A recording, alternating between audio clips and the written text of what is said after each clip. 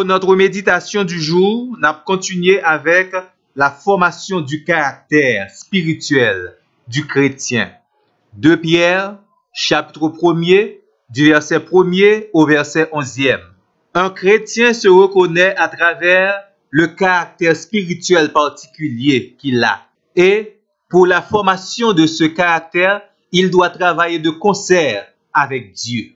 L'apôtre Pierre lui portait en pile motivation dans tout effort que nous devons déployer dans la formation de notre caractère spirituel. Et nous prenons la finalité de ce caractère, c'est non seulement une maturité, mais également une productivité spirituelle abondante dans la vie chrétienne.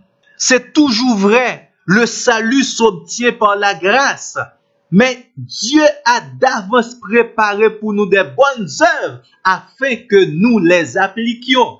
D'où, étant devenus chrétiens, en faisant tous nos efforts pour joindre à notre foi la vertu, ça, c'est appliquer les bonnes œuvres que Dieu a préparées d'avance pour nous. Une fois que nous ayons attaché à la foi initiale la vertu, nous devons également attacher à la vertu la science ou bien la connaissance. Et également, nous allons ajouter à cette connaissance, troisièmement, la tempérance. Nous sommes toujours en 2 Pierre 1er verset 6.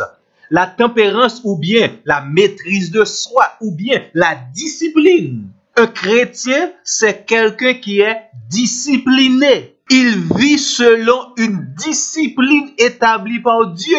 D'ailleurs, un disciple, c'est quelqu'un qui suit la discipline du maître. Non seulement la Bible nous montre les bienfaits de la discipline exigée par la parole de Dieu, mais également la Bible nous donne un aperçu des différents domaines de notre vie qui doivent être disciplinés. Premièrement, le chrétien doit discipliner son temps. Psaume 90, verset 12. Seigneur, apprends-nous à discipliner notre temps. Le chrétien doit discipliner également son langage. Éphésiens 5, verset 4. Il y a certains mots qui ne doivent pas être même entendus dans la bouche du chrétien. Jacques 3, verset 9. De la même bouche ne peut pas sortir la malédiction et la bénédiction. En Jacques 3, nous avons les péchés du langage. Le chrétien doit discipliner son langage afin de ne pas pécher par sa langue. Le chrétien, dans la formation de son caractère, il doit maîtriser et discipliner ses émotions, ses envies, ses désirs. Bien que étant chrétien, mais nous ne sommes pas encore entrés dans la perfection totale. Nous avons des désirs, des envies qui ne correspondent pas le plus souvent à notre caractère spirituel. Et c'est pour cela que nous devons demander à Dieu son assistance pour maîtriser nos émotions. Il est important de travailler à la maîtrise de soi dans la bonne formation de notre caractère spirituel. En 1 Corinthiens 9, verset 26, il est dit, disciplinez votre corps, comme l'a fait l'apôtre Paul. Et pourquoi il l'a fait? Il le dit directement dans le texte. C'est pour éviter le jugement sévère de Dieu, d'où la discipline de son corps est un principe dans la formation du caractère spirituel du chrétien. À notre foi initiale, nous devons ajouter la vertu. À la vertu, la connaissance. À la connaissance, nous devons ajouter la tempérance. Et également à la tempérance, la maîtrise de soi, nous devons ajouter dans la formation de notre caractère la patience. La patience, selon la Bible, c'est la capacité de supporter les oppositions. Nous avons pas mal d'oppositions. Dieu certainement va prendre en main le combat, mais à notre tour, nous devons supporter les oppositions. C'est ça la patience. Attendre le mot de Dieu.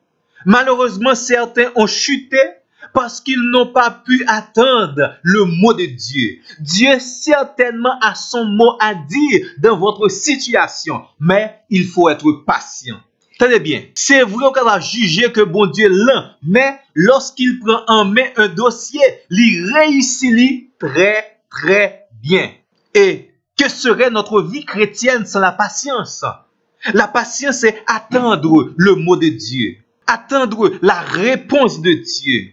Il y a des gens qui malheureusement n'ont pas une vie de prière qui est productive parce que ils n'ont pas de patience. Jodi a commencé à prier pour quelque chose, mais rapidement ils n'ont pas joindre le lendemain, ils ont abandonné ça. Dieu veut que nous soyons patients. Et pas oublier non, il dit comme ça, faites tous vos efforts pour capable être patient.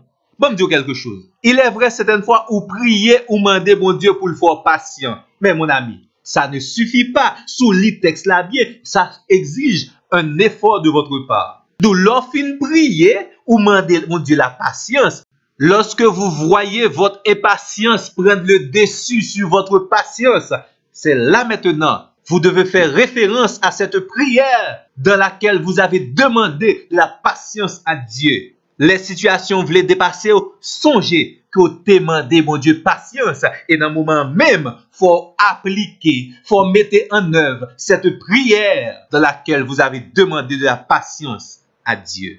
La patience, c'est lorsque vous avez bien commencé la vie chrétienne, bien commencer à prier et à attendre les réponses de Dieu et aussi continuer à attendre le mot de Dieu, les réponses de Dieu. C'est ce qu'on appelle la persévérance, même dans les moments difficiles. Romains 12, verset 12. Ayez de la patience. C'est une recommandation très importante de la parole de Dieu. Ajoutons ce point important à notre caractère. Oh, le manque de patience. Ça fait un pile monde perdu de grandes bénédictions de la part de Dieu. Ça fait un pile monde vivre dans la tristesse et regrette un ensemble de bagailles que bon Dieu t'a préparé pour vous-même. C'est la patience qui nous apprend à rester dans la volonté de Dieu. Écoutez bien, mon ami.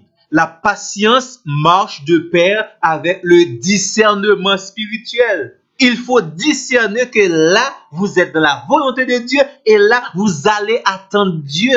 Vous allez être patient pour attendre les réponses de Dieu. Parce que certaines fois, il faut aller très rapide et d'autres fois, il faut aller lentement et même d'autres fois, il faut attendre le mot de Dieu pour faire le premier pas. Et pour tout cela, il nous faut le discernement spirituel. Donc la patience exige le discernement spirituel. Vous voyez, la vie chrétienne, c'est une très belle vie, mais une vie modelée sur la parole de Dieu. Une vie bâtie dans la connaissance de la parole de Dieu. Une vie où Dieu nous donne son Saint-Esprit pour nous aider à aller de victoire en victoire et pour bâtir solidement notre caractère spirituel.